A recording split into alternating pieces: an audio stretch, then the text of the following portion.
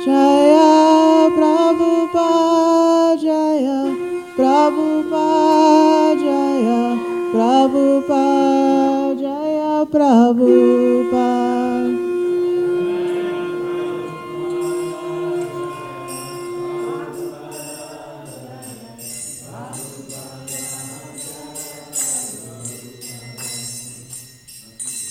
Shri Guru Charana Padma Kevala Bhakati Sharma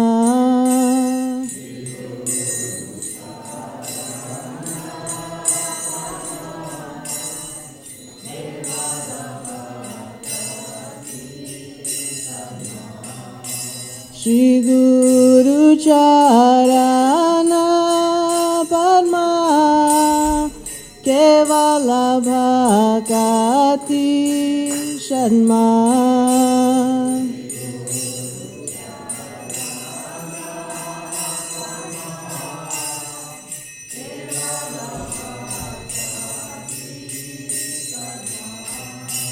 Banda Mui Sabadhana Ma Te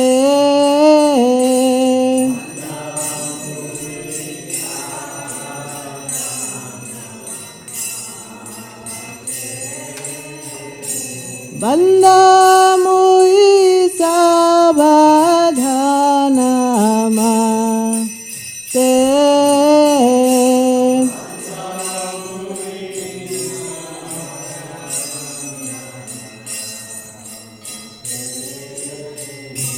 Yahara prasadeva ebhavatoriya jai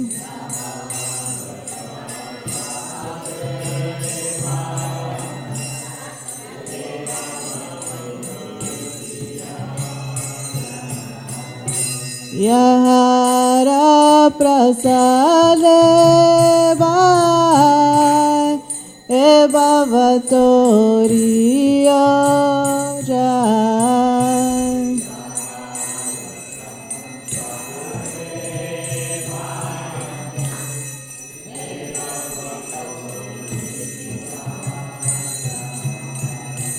Krishna prapti ho jaha ho te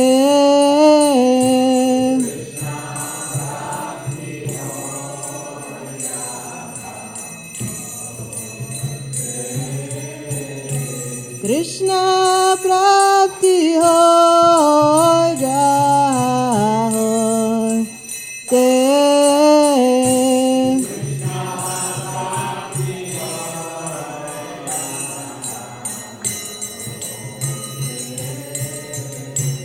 Guru Mukha Padma Vakya Chite Te Koriya Kya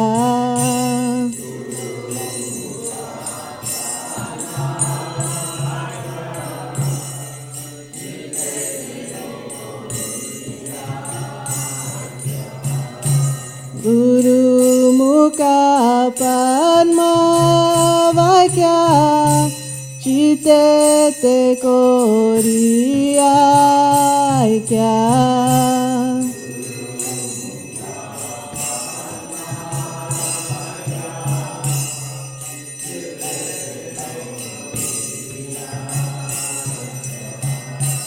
Ana Kori Ho Mane Asha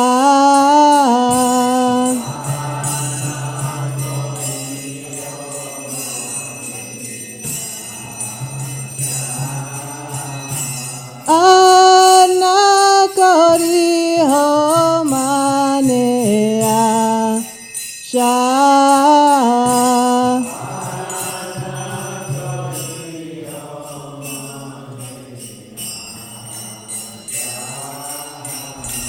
Shri Guru Charane Rati Ese Utama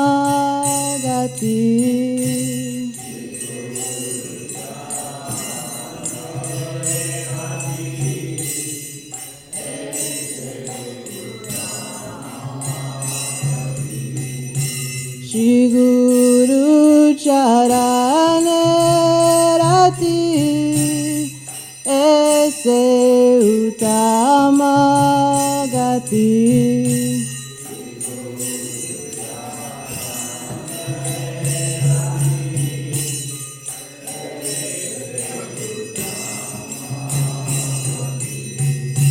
Jai Prasad Pure Sharva Shah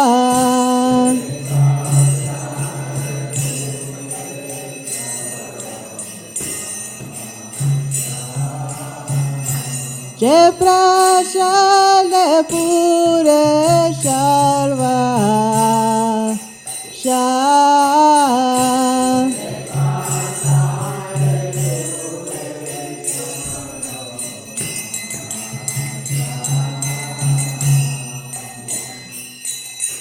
Chakudan dilo je janme janme Prabhu se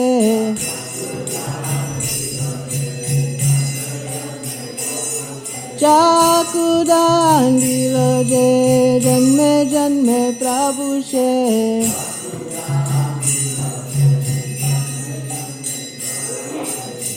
Divya Gyan de Prakashito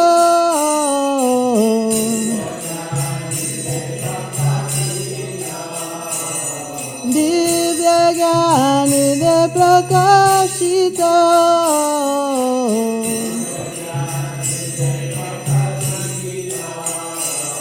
Prema Bhakti yaha hoite avija vinasha jate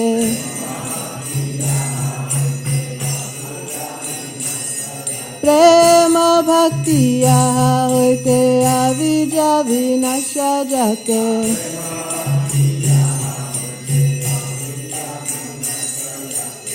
Vedagaya Hara Charito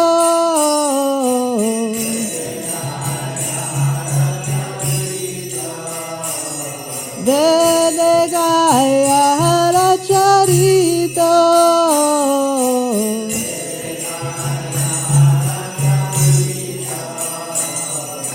Shri Guru Karuna Sindhu Alama Janara Bandhu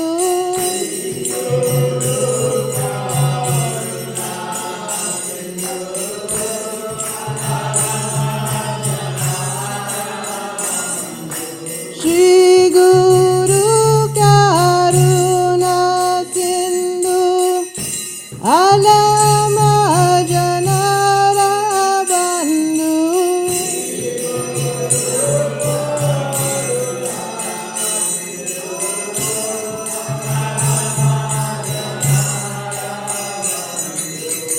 Lokana Lokera Jivana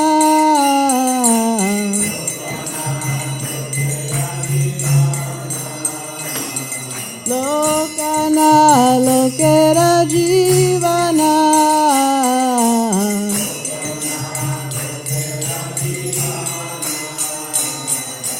Ha ha Prabhu Koro Doya Deha Mode Pada Chaya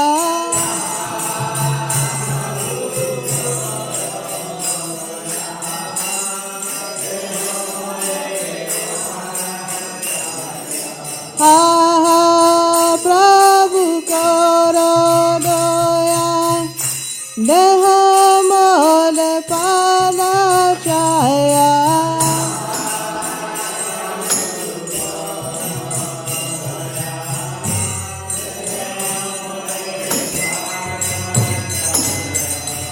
Ebejas Kushukri Bhuvana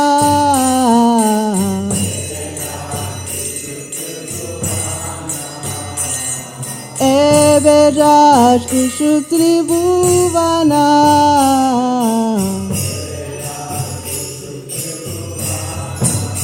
Srila Prabhupada Patita Pavana.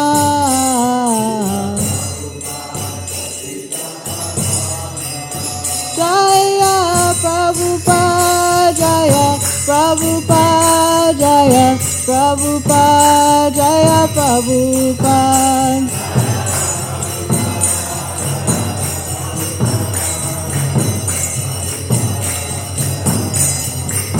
Jaya Prabhupada, Jaya Prabhupada, Jaya Prabhupada, Jaya Prabhupada.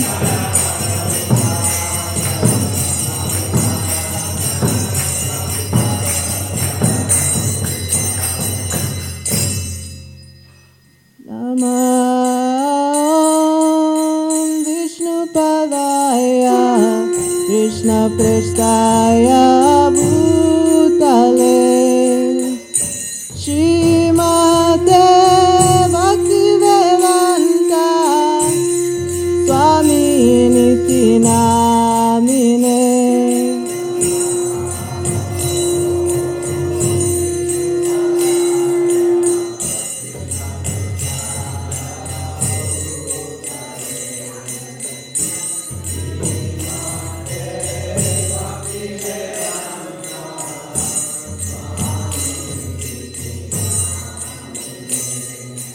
Namaste Saraswati Deve Gauravani Pracharine Nirvishesha Shunyavadi Paschatya Deshatarine.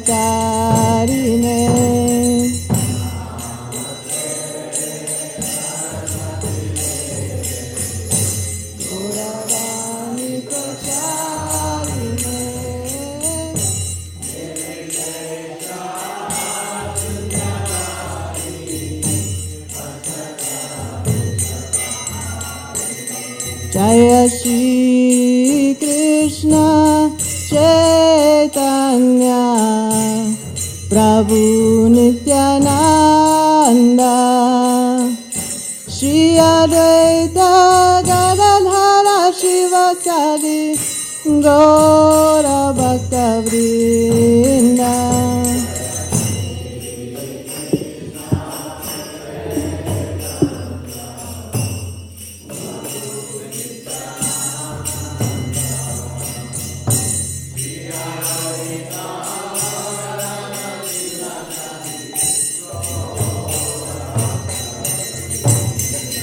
Jaya Shri Krishna Chaitanya Prabhu Nityananda Shri Advaita Gadadhara Shivasadi Gaura Bhakta Vrinda.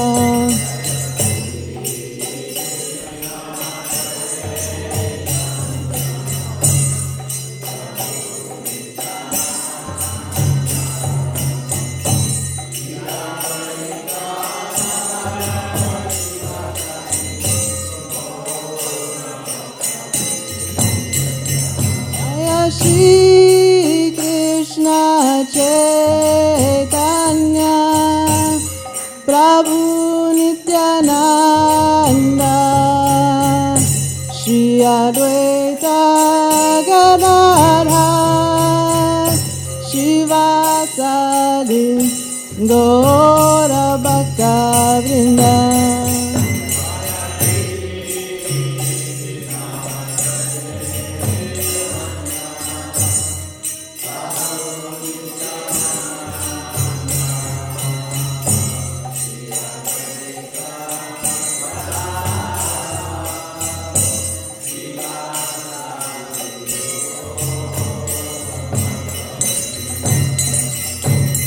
Hare Krishna,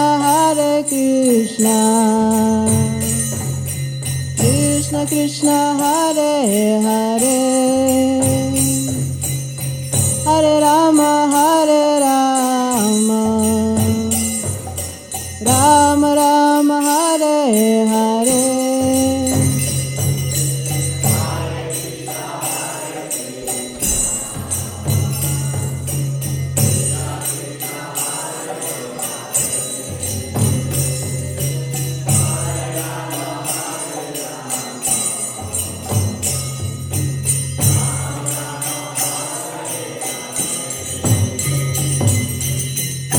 Hare Krishna, Krishna Krishna, Hare Hare,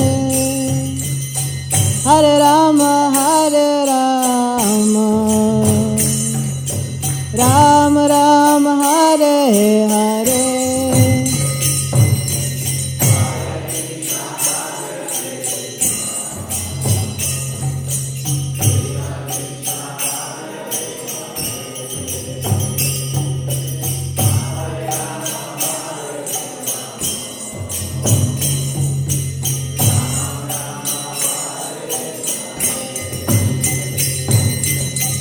Hare Krishna,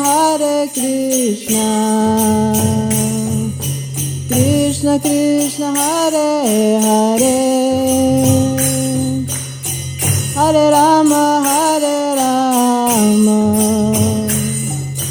Rama Rama, Hare Hare.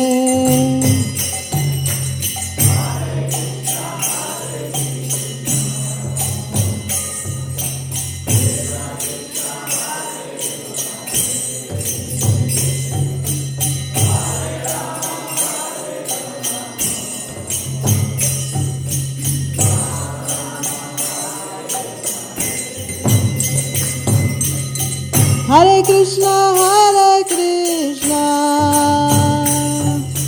Krishna Krishna, Hare Hare,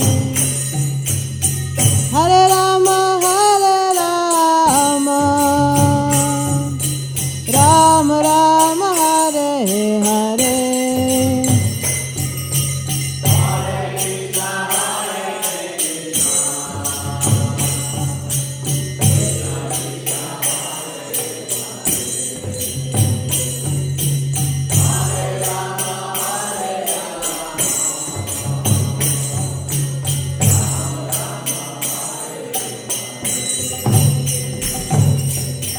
Hare Krishna, Krishna Krishna, Hare Hare, Hare Rama, Rama Rama, Hare Hare.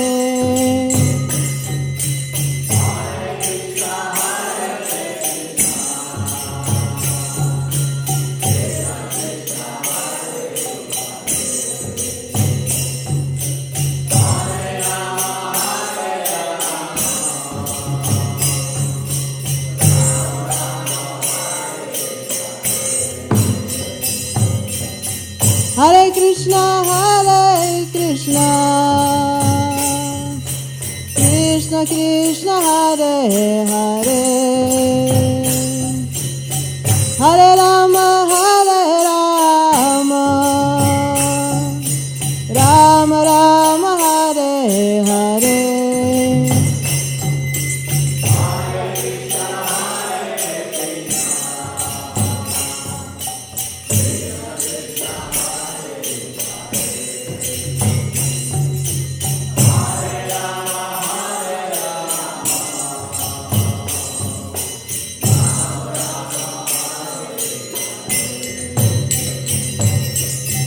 Hare Krishna, Krishna Krishna, Hare Hare, Hare Rama, Rama Rama, Hare Hare.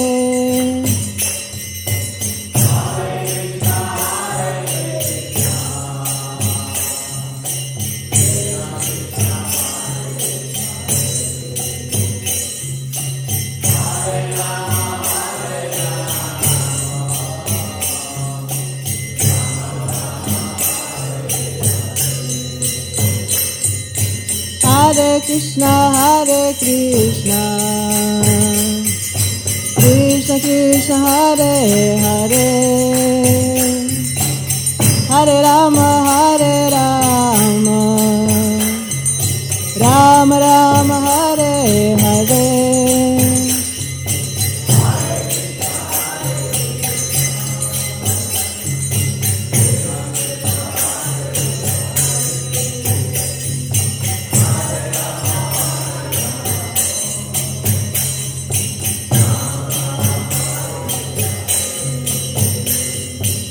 Hare Krishna, Krishna Krishna, Hare Hare, Hare Rama,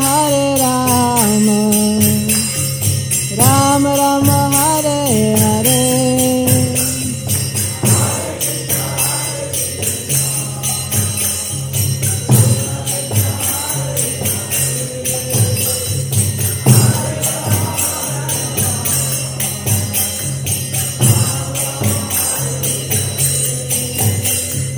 Hare Krishna, Krishna Krishna, Hare Hare, Hare Rama, Rama Rama, Hare Hare.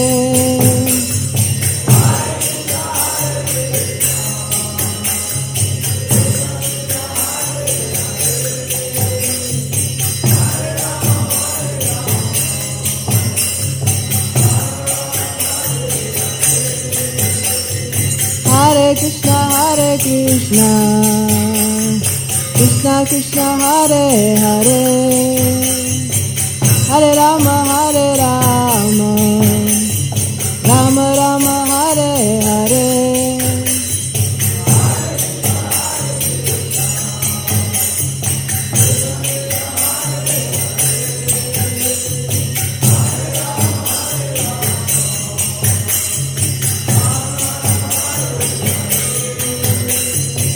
Hare Krishna, Krishna Krishna, Hare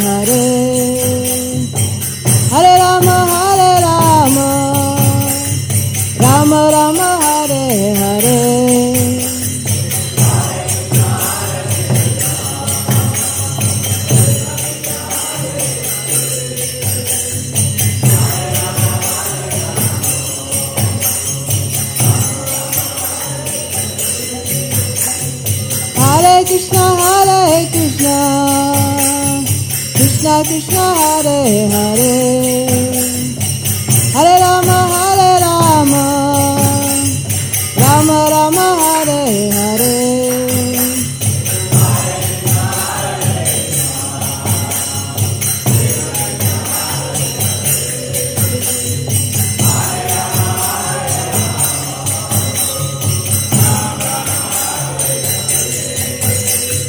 Hare Krishna, Krishna Krishna, Hare Hare, Hare Rama, Rama Rama, Hare Hare.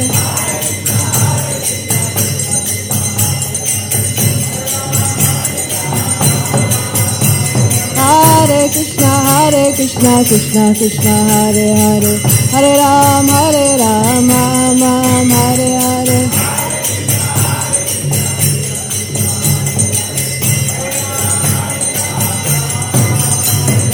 Hare Krishna, Krishna Krishna, Hare Hare, Hare Rama, Hare Hare.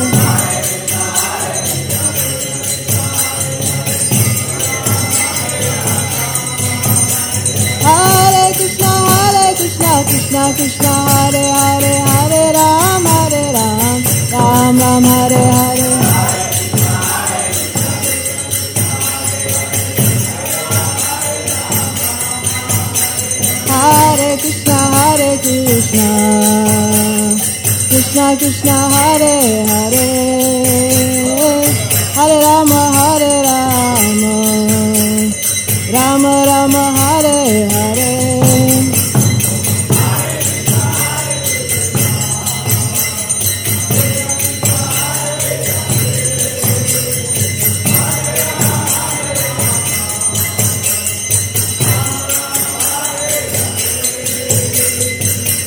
Rama Rama, Hare Hare. Hare Krishna, Krishna Krishna, Hare Hare, Hare Rama, Hare Hare.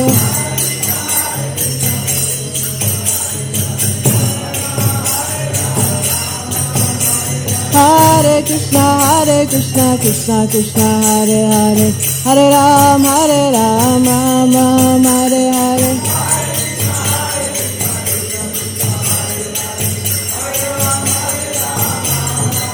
Hare Krishna,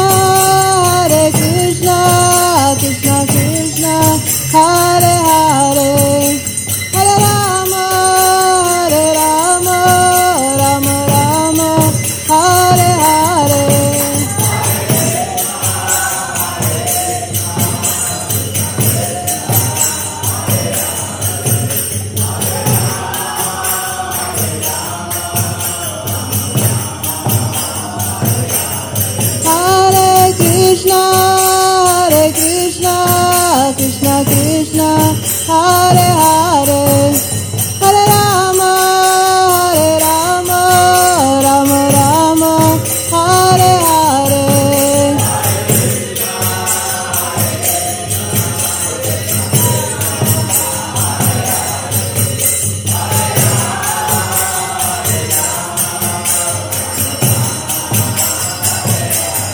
Jaya Radha Shyam Sundar Radha Shyam Sundar Radhe.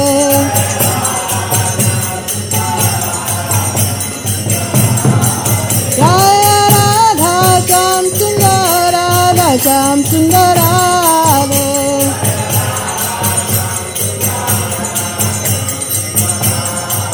Jaya Krishna Balaram, Jaya Krishna Balaram, Jaya Krishna Balaram, Jaya Krishna Balaram.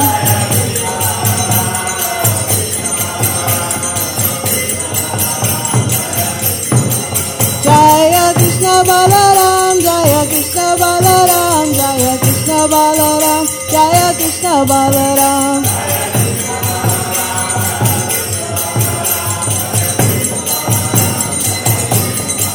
Jaya Gauranika, Jaya Gauranika, Jaya Gauranika, Jaya Gauranika.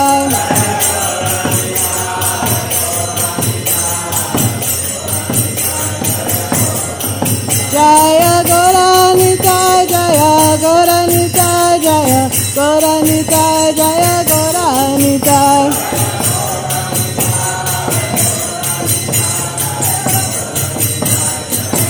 Nitai Gaur Hari Bol,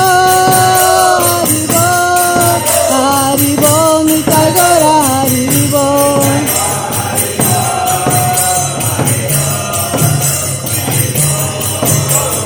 Nitai Gaur Hari Bol, Hari Bol, Nitai Gaur Hari Bol.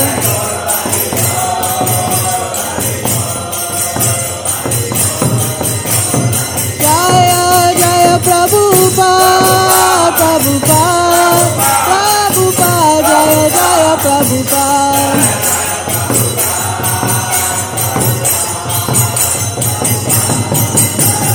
Jaya Jaya Prabhupada, Prabhupada, Prabhupada, Jaya Jaya Prabhupada.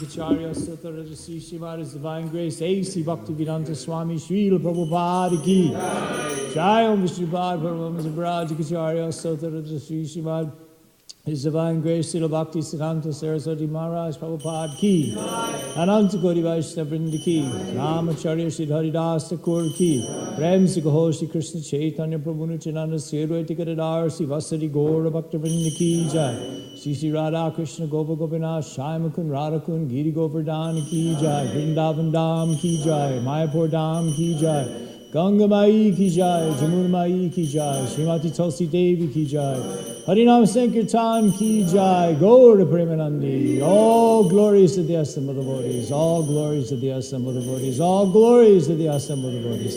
All glories to Sri Sri Guru and Sri Gauranga.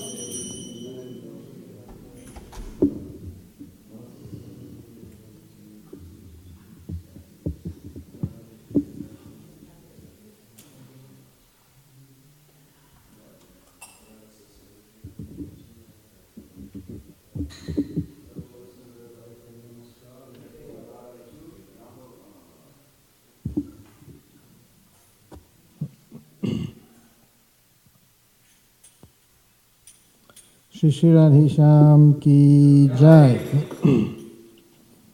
So I'm reading from Srimad Bhagavatam 1, 5, 11. Canto 1, Chapter 5, text number 11. There are so many unwanted literatures full of materialistic ideas of sense gratification. The people in general want to read, that is a natural instinct. But because their minds are polluted, they want such literatures. Under the circumstances, transcendental literature like Srimad Bhagavatam will not only diminish the activities of the corrupt mind of the people in general, but also it will supply food for their hankering after reading some interesting literature. In the beginning they may not like it, because one suffering from jaundice is reluctant to take sugar candy. but we should know that sugar candy is the only remedy for jaundice. Similarly, let there be systematic propaganda for popularizing reading of the Bhagavad Gita and the Srimad Bhagavatam, which will act like sugar candy for the jaundice-like condition of sense gratification. When men have a taste for this literature, the other literatures which are catering poison to society will then automatically cease. This other part is from Bhagavatam 10:12, 7-11.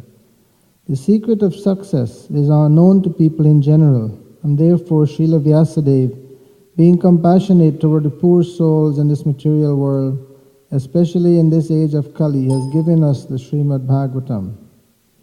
For Vaishnavas who are somewhat advanced or who are fully aware of the glories and potencies of the Lord, Srimad Bhagavatam is a very beloved Vedic literature.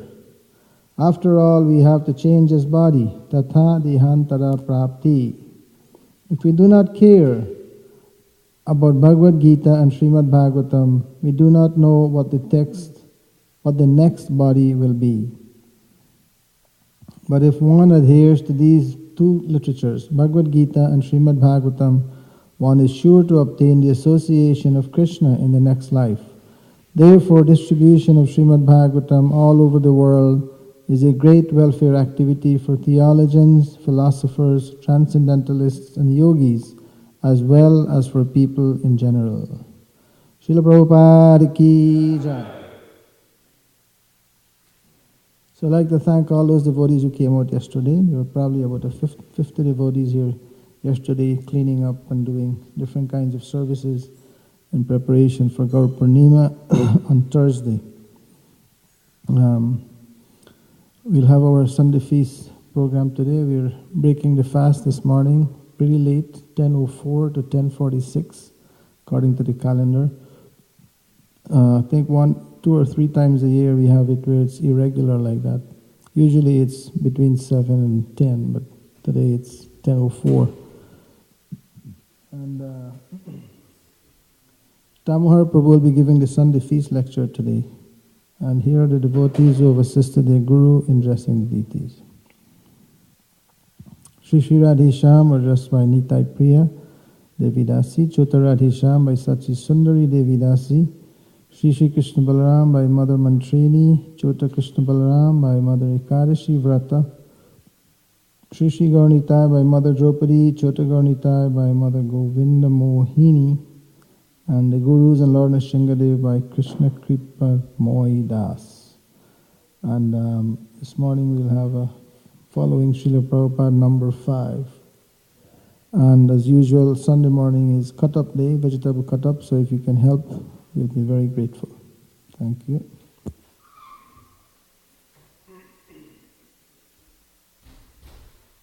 The Prabhupada was going to do. So we were finishing up the peacock fan. And I remember when it came time to offer the camphor, usually we'd put a little ghee wick and sprinkle a little bit of camphor on it.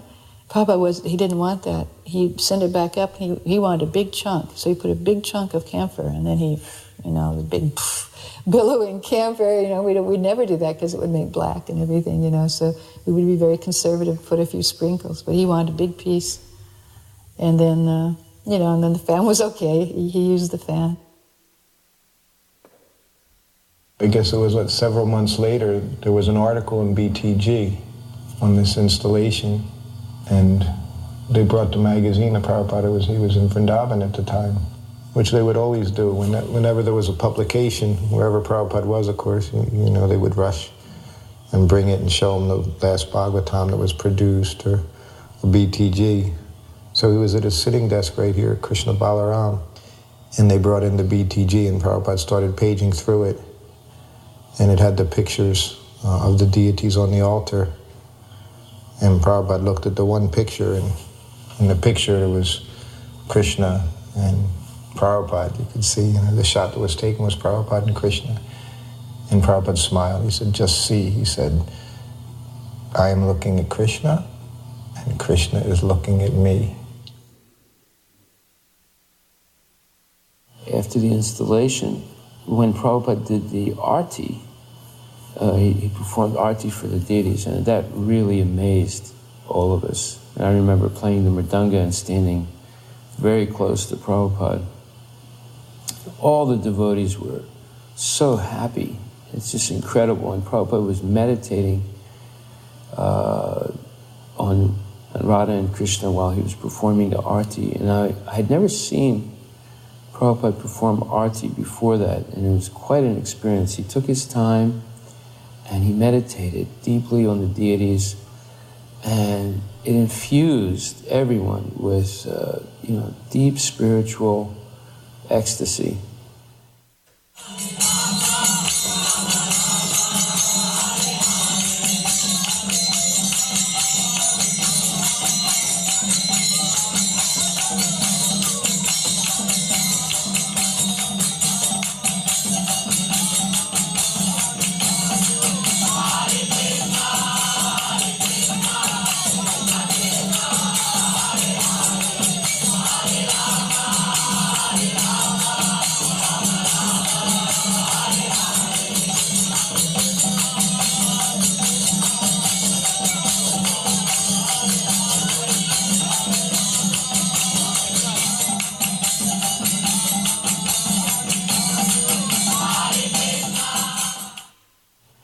And then as he came to the end of the arti and he blew the conch shell, the devotees were all jumping up and down in ecstasy, and Prabhupada was clapping his hands. And he started slowly, he was just watching and clapping his hands, and then Prabhupada just started jumping up and down, and that just created, waves of ecstatic dancing and joy in all the devotees. It just was an overwhelming experience. And I remember just banging on the mridanga. I had really a feeling that I was no longer part of the material world, that I was with my spiritual master and all the devotees in the spiritual world. I was allowed to come and see Srila Prabhupada for the first time. It was in the evening. Srila Prabhupada's room was dimly lit. I remember sitting near Srila Prabhupada, and he asked me a few questions. He asked me what my father did, and I replied that he'd been in the Foreign Service. He asked me if I would like to be initiated, and I replied yes, but I'd like to know more about it. I felt that I should do something in order to deserve being initiated, but I had no doubt in my mind that I wanted to be, and I wish I had said yes. That first meeting with Srila Prabhupada, it completely changed the course of my life. I knew right then that I'd never met anyone like Srila Prabhupada in this lifetime, and I would never meet anyone like Srila Prabhupada again. There was like this universal feeling that emanated from Srila Prabhupada. It was like he possessed the power of the universe. It was a very, very amazing feeling that you only feel in the presence of Krishna's pure devotee. I remember all the devotees offering dandavats, and that included the ladies. As soon as Prabhupada came in the room, in the hall, everyone just went down like sticks or dominoes. And that was very impressive to a newcomer. There's a couple of things that also impressed me. Hansadutta wanted me to go to Germany, and Bhagavan wanted me to stay in France because I spoke a little French. But a god sister reported back to me that Srila Prabhupada had replied that she can go wherever she wants, she is free. So looking back, I always appreciate that even though I was new, that freedom was always there, that choice was always there, and he made that clear. Another thing, there was some criticism going on between the devotees. Hare Vilasa's name came up in a negative way, and Srila Prabhupada immediately praised him and put him in a positive view, which again was always Prabhupada's. He always put us up rather than, he never put anyone down unless it was to correct them or point out a definite fault. I guess like many other disciples of Srila Prabhupada, we worried very much for how to please Srila Prabhupada the most. And we also were a little bit envious with all those other devotees who had the intimate relationship with Prabhupada, traveling with him to different places and doing confidential services, etc., etc. Well, I joined very far away from Srila Prabhupada. The first time I actually went to meet him, personal encounter, was in Paris. In that meeting, it was upon my mind the thought that maybe I should also leave my service and join his more closer company. And then, as I went into his room, I offered my business, and as I came up, Prabhupada looked at me very piercingly, and he only had one thing to say: the Vani is more important than the Vapu.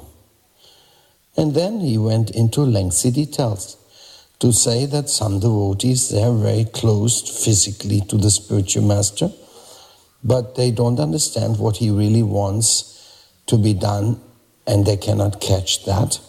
Whereas another devotee who is very surrendered to the spiritual master, in some very long distance from him, he may get his most intimate blessings.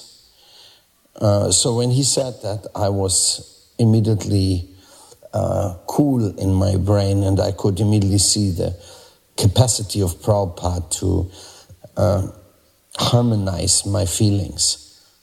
Hare Krishna, Hare Krishna, Krishna Krishna, Hare Hare, Hare Rama, Hare Rama, Rama Rama, Hare.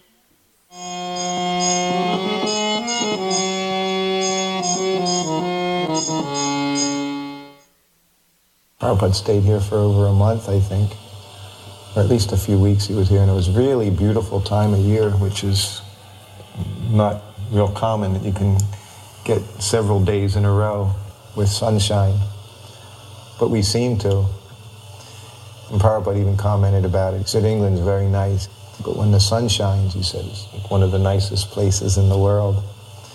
And he would come here every afternoon and sit down right on the lawn. And at this time, they had just published a book, Lord Chaitanya in 5 features. So that was like the first volume come out of Chaitanya Charitamrita, the Adi Leela. So we had a copy of that. And when Prabhupada would sit down here in his place, sometimes he would have me read from there. Prabhupada always would sit and like to listen from his books, either read them himself or hear others read them, and he enjoyed hearing the philosophy that he was translating for us, and always enjoyed it in the same mood that we did, just relishing Krishna Katha. Anyway, the one day I remember I was reading from this book, and of course it had the transliteration, had the Bengali in there, so I was just reading, and Prabhupada had an audience, and there were some Indians in there. And he was very happy. He said, just hear him, he said, just see how nicely he reads this Bengali. He said, even he has no experience, he said he can read it so nicely. So again, he always appreciated, he had made devotees, and he liked to see them, that they were capable in doing these things, So he liked to show the Indian community, what he had done. He had turned these Westerners into devotees, into Vaishnavas. And Prabhupada liked the simple things, sit outside. So in the afternoons, if the weather was nice, he would sit out there. From his quarters, of course, this whole area, this is what you would see from his sitting room.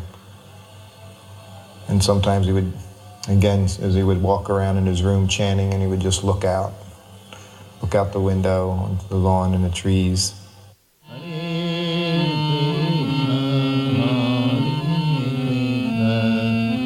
Krishna Krishna Hare Hare. This is Swati's son, Srivajor Prabhupada, holding onto his hand, and Srivajor doesn't quite know. He wants them to let go. But every day, Srivajor got a lot of mercy. Every single day, he would come out there, and he would have a lot of interaction with Srila Prabhupada. It was very sweet. Someone had told me that Prabhupada liked very lightweight, very fragrant garlands. So some English flowers like stock and sweet peas, which are very, very fragrant, very pretty colors and very lightweight. So I would buy these from the flower market, and in the van on the way to the manor, I'd make the garland for Prabhupada. And I was there one day, and somehow or other Malati got hold of me and I was helping her.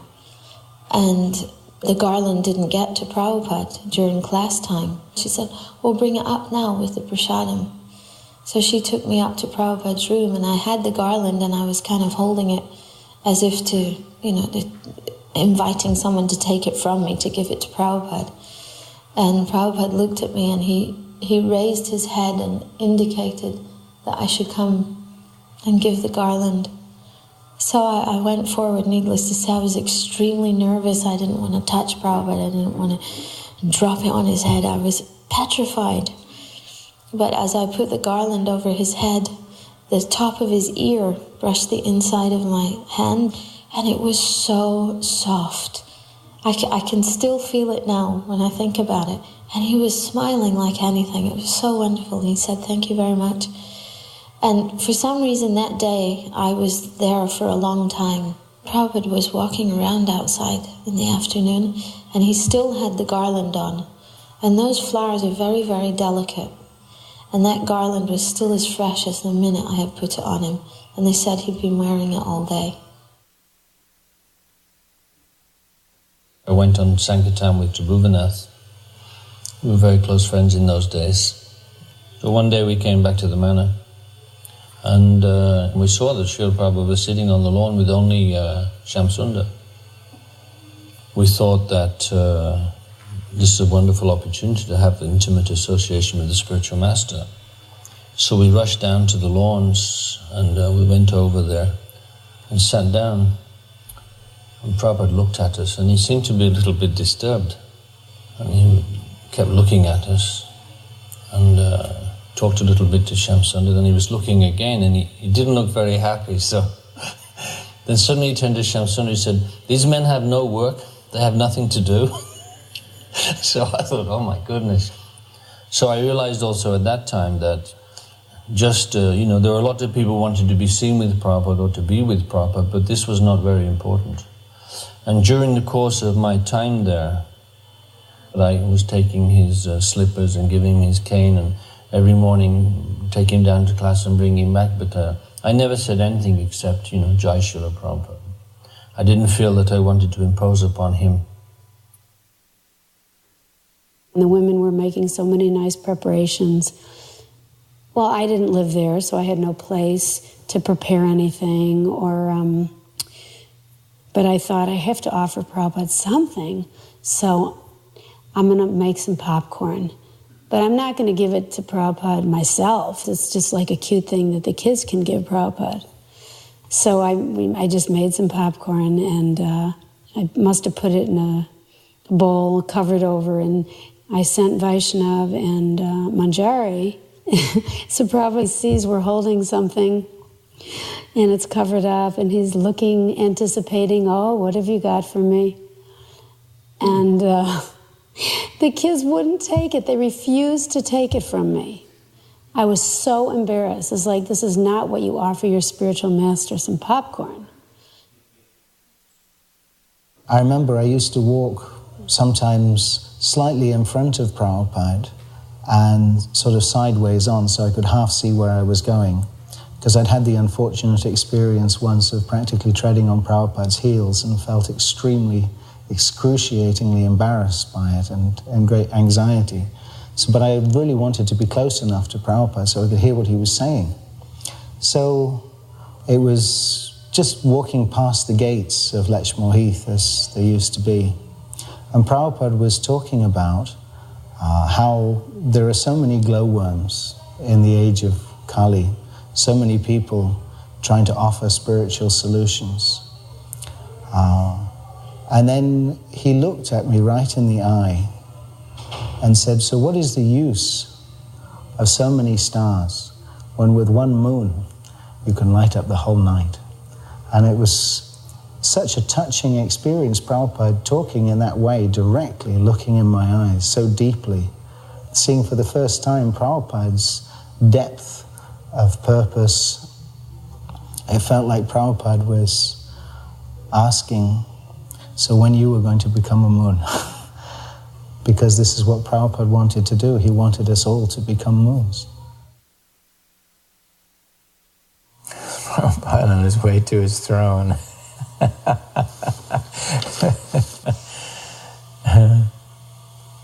This is the first Vyasa-san at Bhaktivedanta Manor. That was built after the Queen's throne in the House of Lords in Parliament. We got an invitation from Lord Sorensen, I believe it was, to attend a session at the House of Lords one time, in the visitor's pew. And I took the idea from seeing the throne there that Prabhupada would look very nice in such a throne. Prabhupada was always very low-key about everything, but look how regal he looks.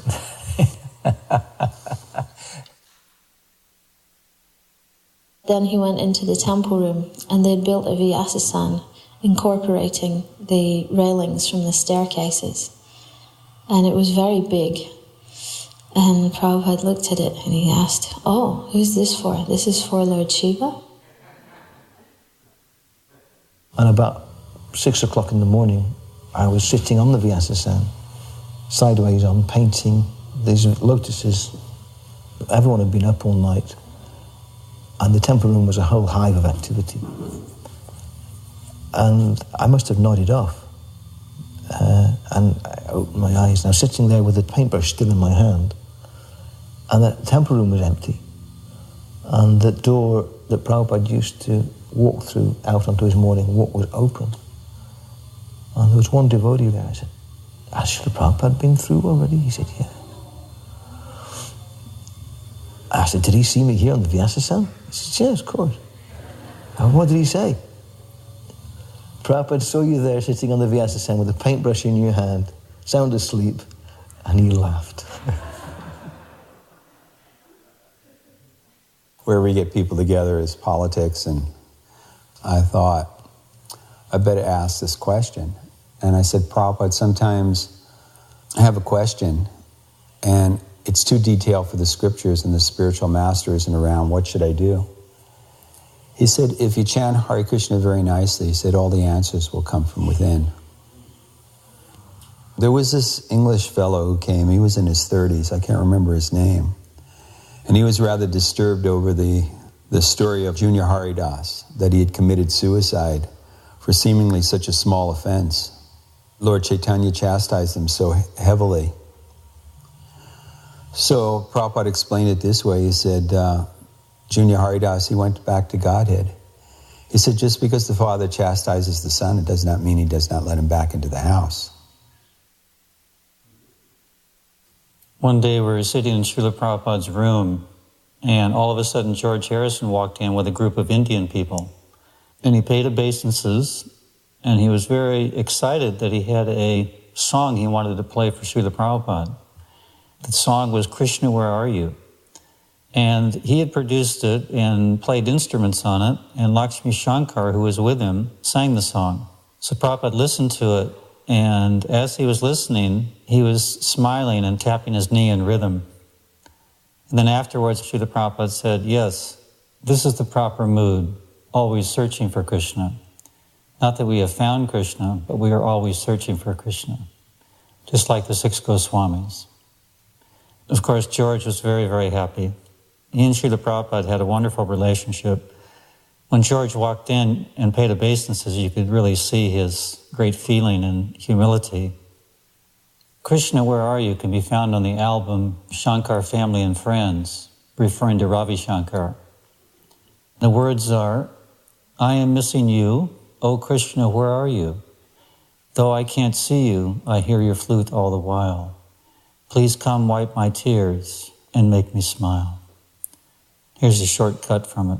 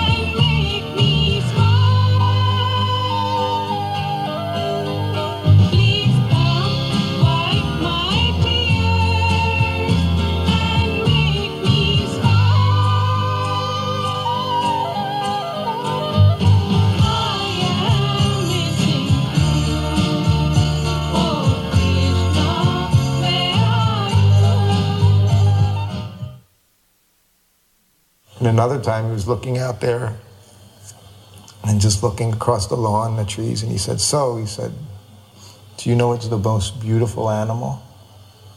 And, whenever Prabhupada would ask you a question like that, of course, you either wanted to know the right answer and say it, or you didn't want to say anything at all because you didn't want to say the wrong answer.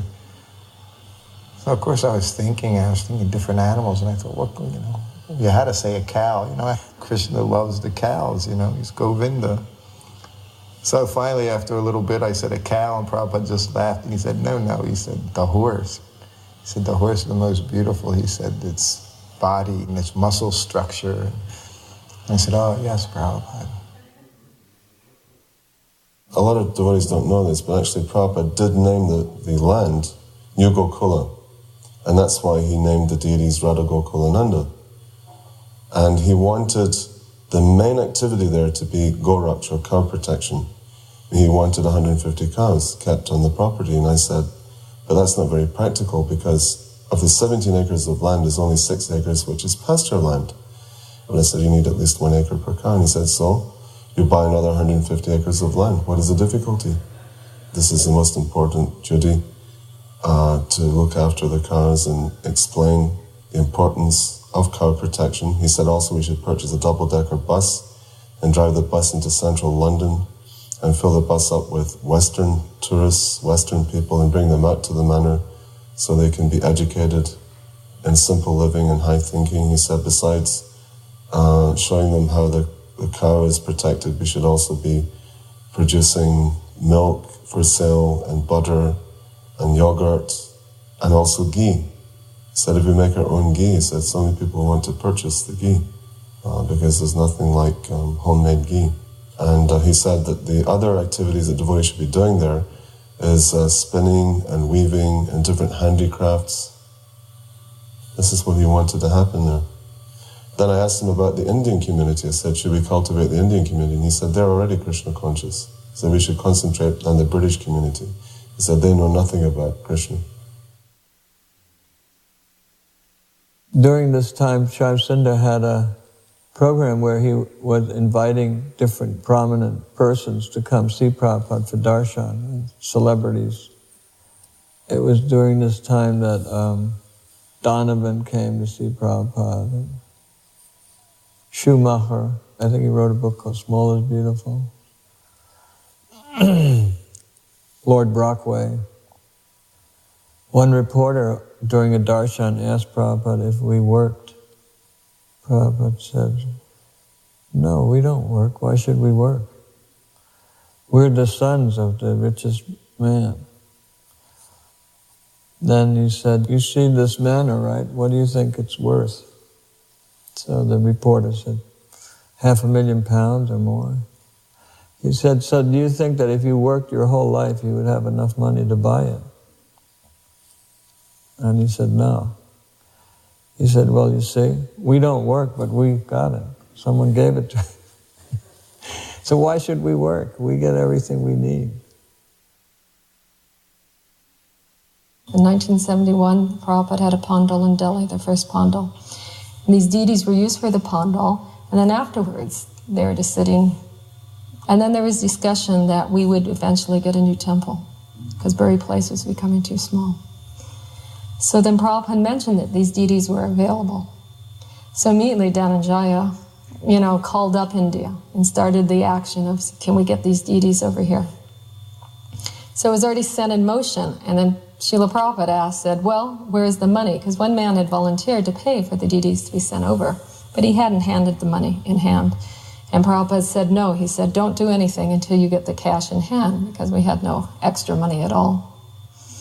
So when Dhananjaya called again to try to stop, wait until we get the money, the deities somehow, they had cleared them through customs. They were already on their way. So Prabhupada made the comment. He said, well, if Krishna wants to come, who can stop him?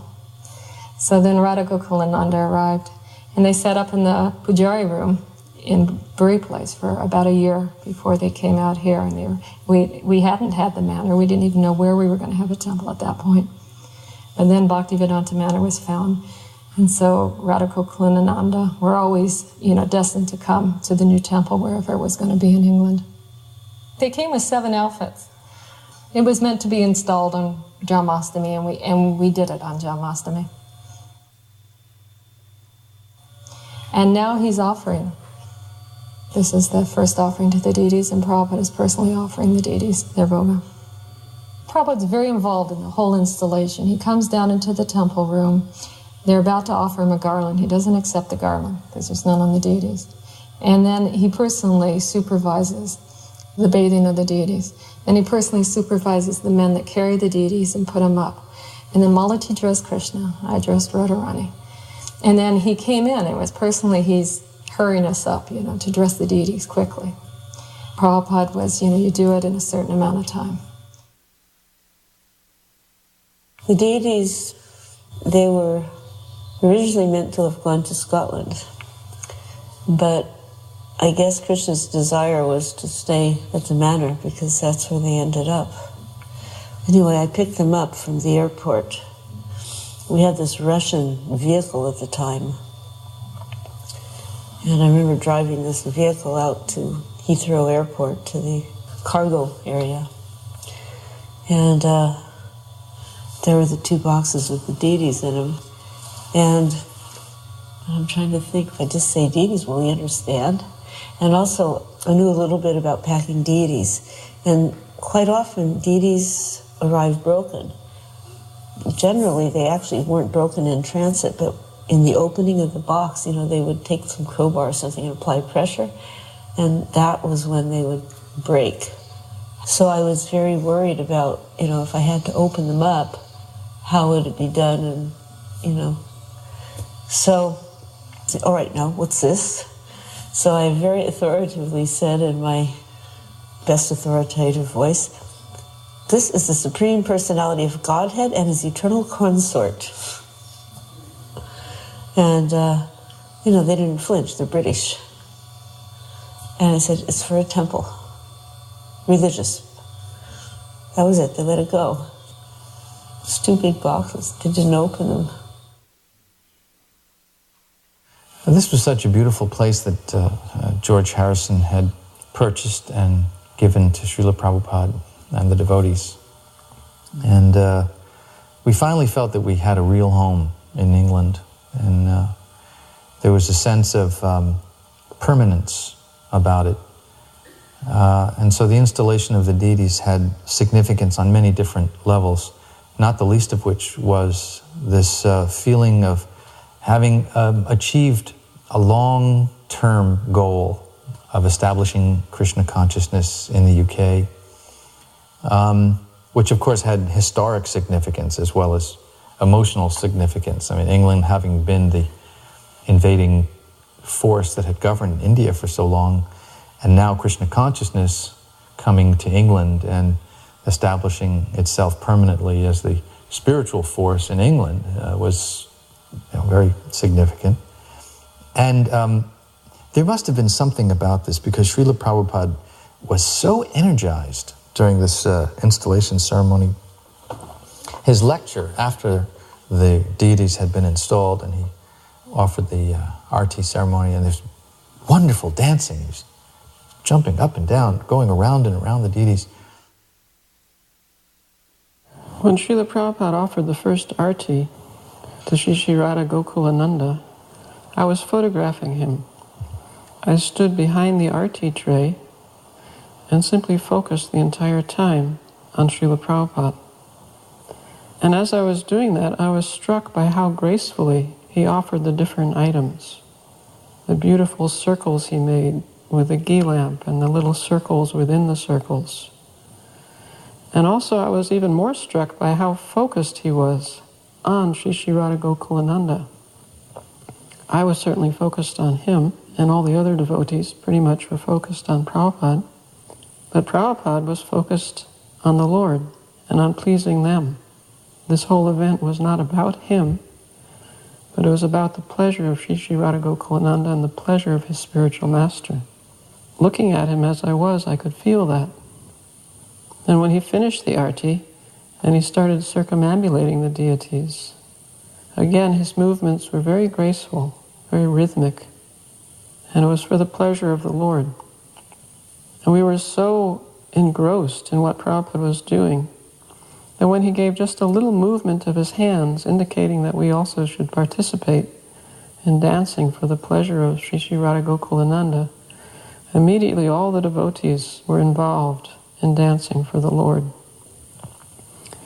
And it was an ecstatic moment. We were so delighted to be part of this historic event that now Srila Prabhupada had a firm base, a beautiful base, Bhaktivedanta manner, where Krishna consciousness could be expressed by his followers.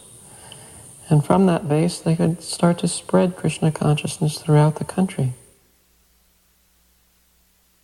When you got to do service, personal service to Srila Prabhupada, I always felt like I was in another world, you know what I mean? You were just so wrapped up in the service that you were performing and so intent on doing that everything else, almost nothing else, that probably the world could have blown up around you and you wouldn't have noticed that had happened. So this is Prabhupada doing this arti, and to be personally so involved and be able to dress the deities and being in the deity room when Prabhupada offered the prasadam and now doing the arti.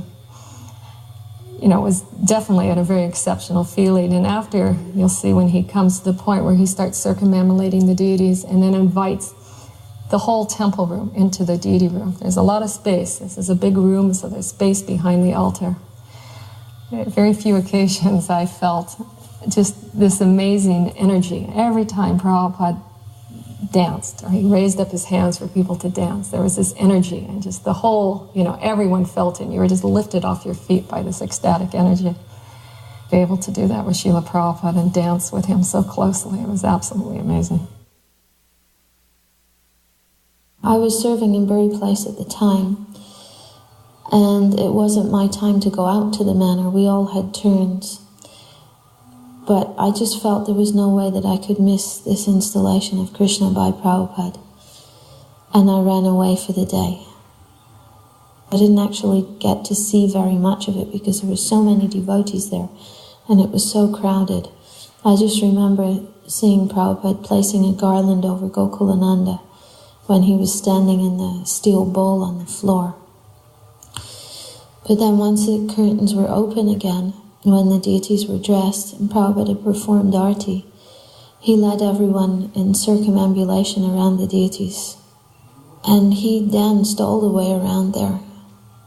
And everyone was just besides himself with joy in seeing Prabhupada's happiness at having Radha Gokulananda there.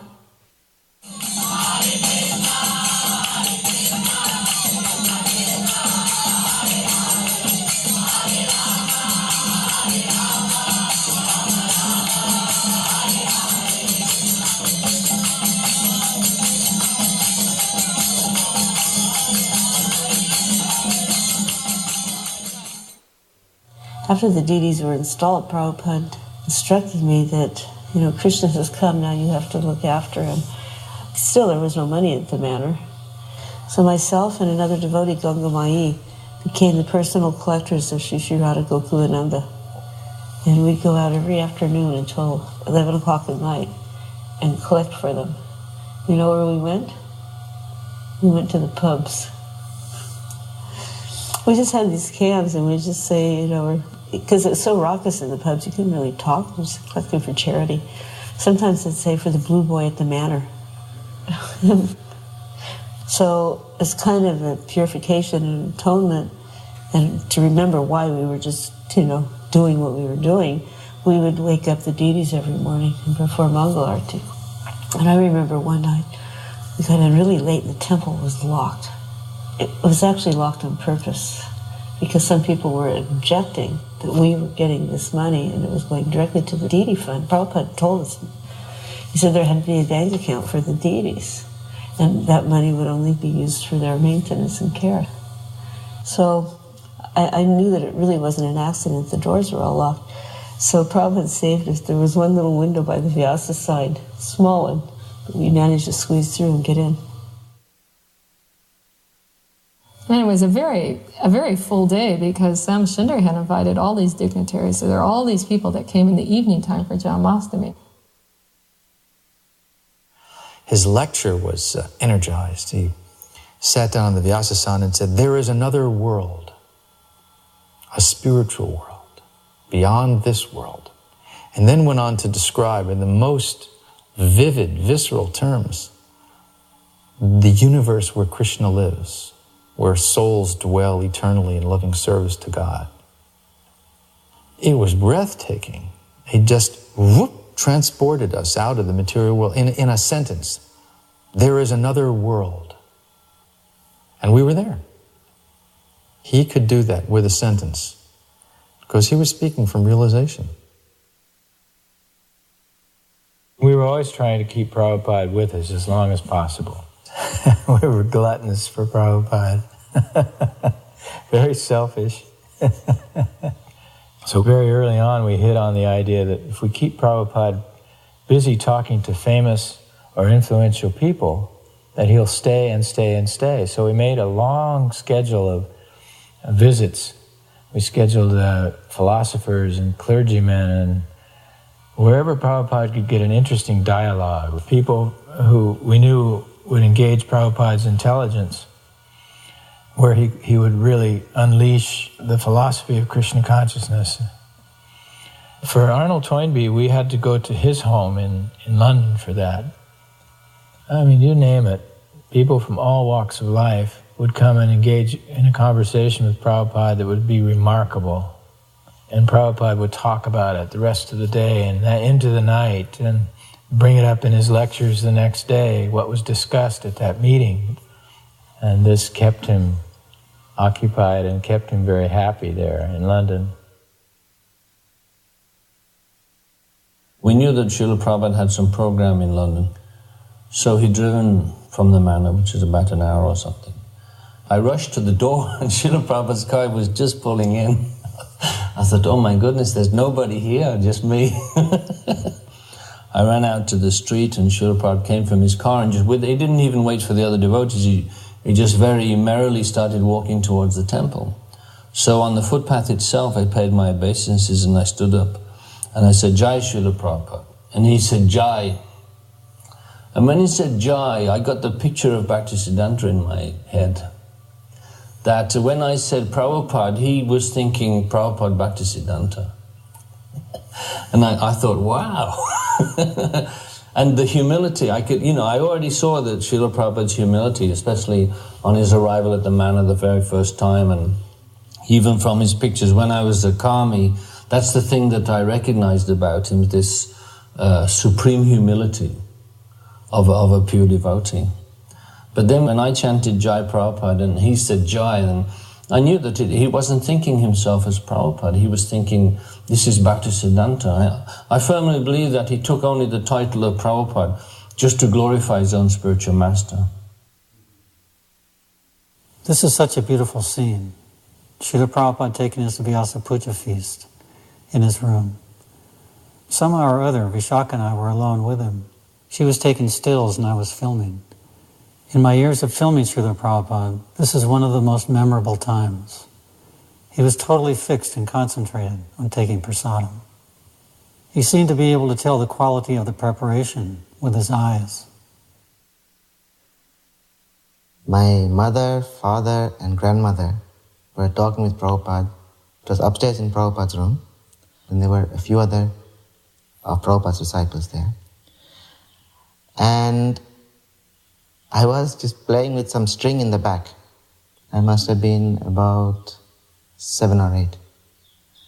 My father had been talking with Prabhupada, and then my father called me. The next thing I remember is that one of the disciples said, Prabhupada, should we train him up for initiation?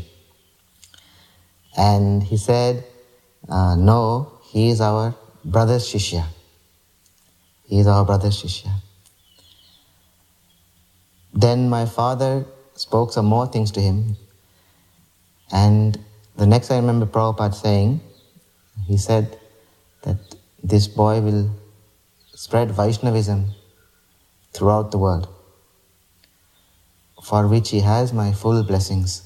He was sitting cross-legged and he actually put his foot flush on my head. I just felt really happy that Prabhupada had put his foot on my head. I didn't think much beyond that.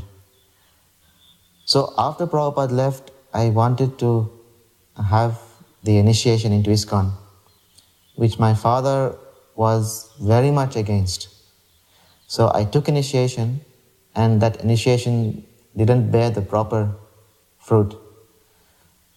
So I feel now that I made a move which maybe was not in accordance with Prabhupada's greater vision of my destiny.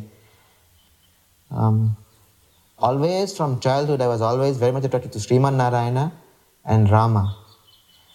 And I felt that Prabhupada knows the bhava in which I have to relate to the Lord. He knows my relationship with the Lord. That's why I always remain totally indebted to Prabhupada. I didn't understand anything what he meant about he is our brother's disciple or anything like that. It was only later, decades later, that thinking back, I realized that by his brother he meant Ramanujacharya, and he knew that I am only to take initiation in that line. There was an incident in Prabhupada's darshan room, and it was packed out with guests and devotees. And at the time I had a young stepson whose name was Premananda, and he would have been about 5 years old at the time. And there we were in Prabhupada's darshan room with Prabhupada addressing his audience, and the door opened and Premananda's head poked round the door, little shaved head, and his mother had dressed him as a sannyasi with a danda. And Prabhupada's eyes opened up wide, and he stopped what he was saying, and his focus totally went onto this little boy standing at the door with his danda, and he went, "Ah, Maharaj, come."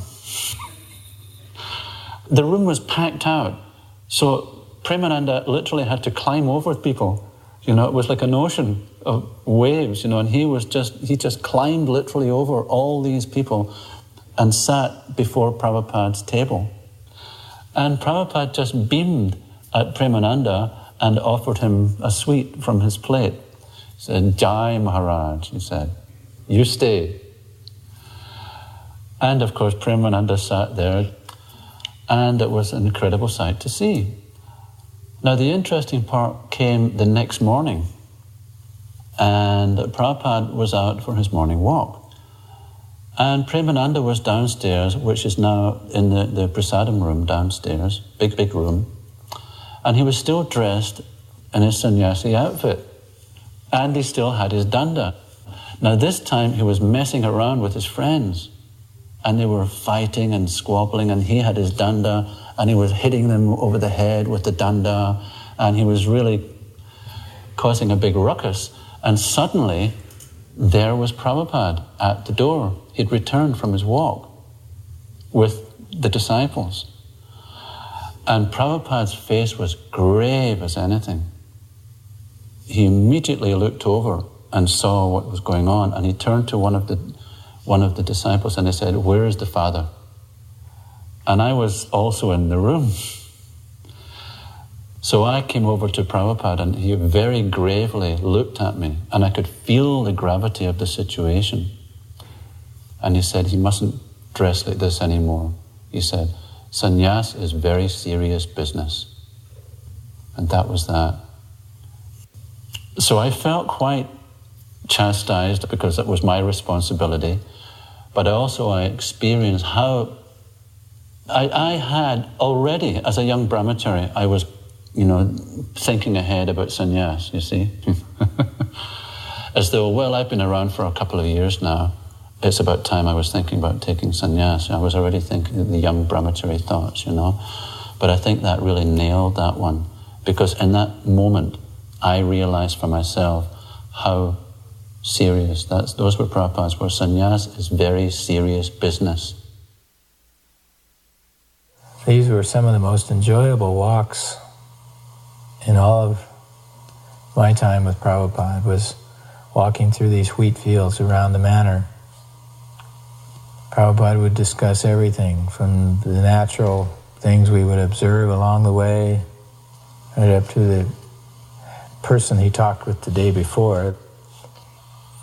This was the culmination of his spiritual master's directive to him that he should start Krishna conscious centers all over the world, but in particular London. Bhaktisiddhanta dispatched some devotees to London who tried to do something.